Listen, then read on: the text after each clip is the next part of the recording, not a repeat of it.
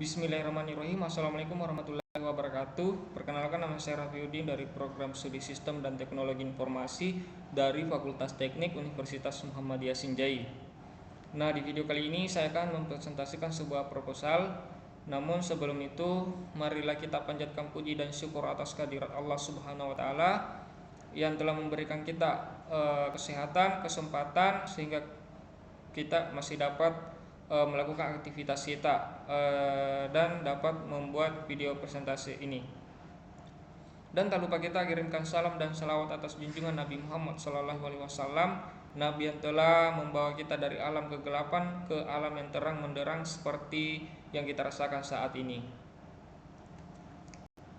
Langsung saja, yang terhormat dosen pengampu Bapak Miftah Fadli Asad, Eskom Mkom, kemudian teman-teman sekalian yang saya cintai. Adapun judul proposal yang saya akan paparkan yaitu adalah penelitian sistem informasi dan teknologi informasi dalam organisasi. Nah, langsung saja, di sini ada beberapa menu materi. Yang pertama itu adalah pendahuluan, kemudian yang kedua kajian teori, kemudian yang ketiga metodologi, kemudian yang keempat pembahasan, kemudian penutup. Yang pertama langsung saja kita masuk pendahuluan. Di dalam pendahuluan ada yang dinamakan latar belakang, di mana di era digital ini sistem informasi dan teknologi informasi menjadi faktor krusial dalam mendukung kelancaran operasional dan strategi organisasi. Dan organisasi yang mengadopsi teknologi informasi yang tepat dapat mencapai efisiensi, akurasi, dan daya saing yang lebih tinggi. Kemudian ada yang namanya rumusan masalah, di mana rumusan masalahnya yang pertama itu adalah bagaimana penerapan sistem informasi dan teknologi informasi dapat meningkatkan kinerja organisasi. Kemudian yang kedua, apa saja tantangan yang dihadapi dalam implementasi teknologi ini. Kemudian ada yang namanya tujuan penelitian. Tujuan penelitian yang pertama itu adalah untuk menggali peran sistem informasi dan teknologi informasi dalam mendukung operasional dan pengambilan keputusan organisasi. Kemudian yang kedua, menyajikan manfaat serta tantangan yang ada dalam penerapan sistem informasi dan teknologi informasi. Kemudian ada yang namanya manfaat penelitian. Di sini ada dua manfaat penelitian. Yang pertama itu adalah manfaat teoritis, menjadi referensi untuk mahasiswa dan peneliti mengenai dasar-dasar SI dan TI. Kemudian manfaat praktis, di mana paduan bagi organisasi untuk memanfaatkan teknologi informasi secara maksimal dan operasional dan strategi bisnis. Kemudian selanjutnya itu adalah kajian teori.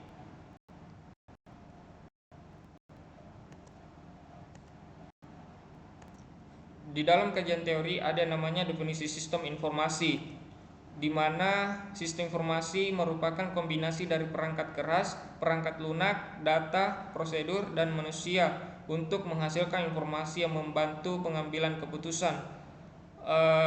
Sistem informasi ini lebih fokusnya pada pengolahan data yang transformasinya menjadi informasi berguna bagi organisasi. Kemudian definisi teknologi informasi. Teknologi informasi adalah mengacu pada perangkat keras atau di dalamnya komputer, jaringan, dan perangkat lunak, aplikasi sistem informasi yang digunakan untuk memproses dan mendistribusikan informasi. Kemudian teknologi informasi itu berfungsi untuk mendukung komunikasi, efisiensi operasional, dan pengambilan keputusan. Kemudian fungsi dan manfaatnya. Fungsi dan manfaatnya itu adalah berfungsi untuk meningkatkan efisiensi dan akurasi proses bisnis, kemudian memfasilitasi pengambilan keputusan yang lebih cepat dan tepat. Kemudian yang ketiga yaitu metodologi.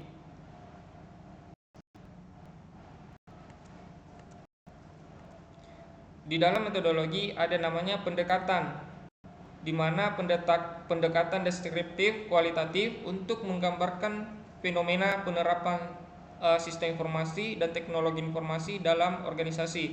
Kemudian tujuan penelitiannya adalah untuk memberikan gambaran menyeluruh tentang bagaimana teknologi ini diterapkan dan dampaknya terhadap kinerja organisasi.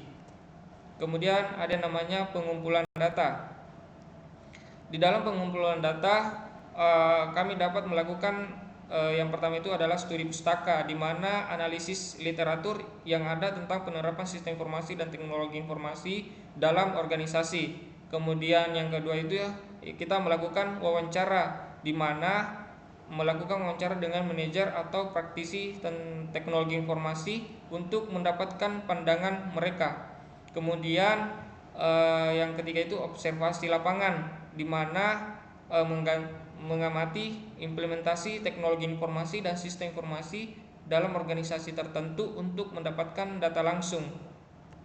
Kemudian selanjutnya itu ada yang namanya analisis data, di mana analisis data ini adalah menganalisis data secara kualitatif untuk menemukan pola dan tema yang berhubungan dengan efektivitas penerapan teknologi informasi dan sistem informasi. Kemudian selanjutnya itu adalah pembahasan.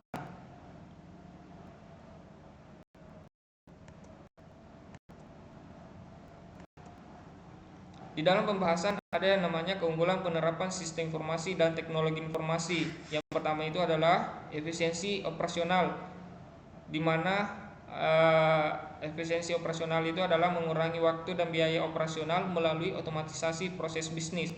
Kemudian selanjutnya itu adalah pengambilan keputusan yang lebih baik, menggunakan data yang lebih akurat dan real time untuk membuat keputusan yang lebih tepat. Kemudian selanjutnya adalah peningkatan pengalaman pelanggan, di mana teknologi informasi memungkinkan interaksi lebih cepat dan layanan yang lebih responsif kepada pelanggan.